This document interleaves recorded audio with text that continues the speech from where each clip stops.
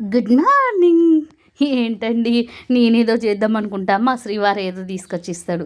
ఈ అటు ఇటు కావు, ఏం చేయాలో అర్థం కావట్లే. కర్రీ అండాలో ఉడకబెట్టుకొని తినాలా అని, ఎందుకులే కర్రీ అండేద్దామని చక్కగా దానికి తోడుగా మంచిగా దొండకాయలు ఒక 4 వేసానండి.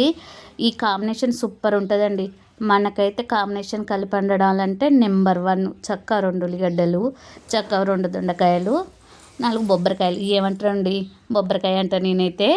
సూపర్ అంటే సూపర్ ఉంటుంది. మంచిగా మట్టి కుండ పెట్టుకొని గ్యాస్ అంటించి ఆయిల్ వేసి శనగపప్పు, మినపప్పు, కరివేపాకు, జీలకర్ర, ఆవాలు అన్నీ వేసి కొంచెం వేగినాక మంచిగా ఆనియన్స్ వేసి కొంచెం సాల్ట్ వేసి మూత పెట్టేయాలండి.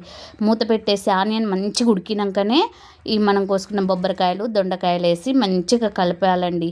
మంచిగా కలిపేసి పక్కన పెట్టేయాలి. చక్కగా కుండ కదా మంచిగా వాటర్ ఊరినాయండి. తర్వాత కొంచెం 2 స్పూన్ల కారం వేసి కొద్దిసేపు ఆగాక కొంచెం ధనియాల పౌడర్ వేసేసుకొని దింపేయాలి. అంతే అండి. సూపర్ అంటే సూపర్ టేస్ట్ ఉంటుంది. బొబ్బరికాయ కర్రీ వేడి వేడి అన్నమైనా చపాతీ అయినా పెట్టుకొని తింటే సూపర్ అంటే సూపర్ అండి.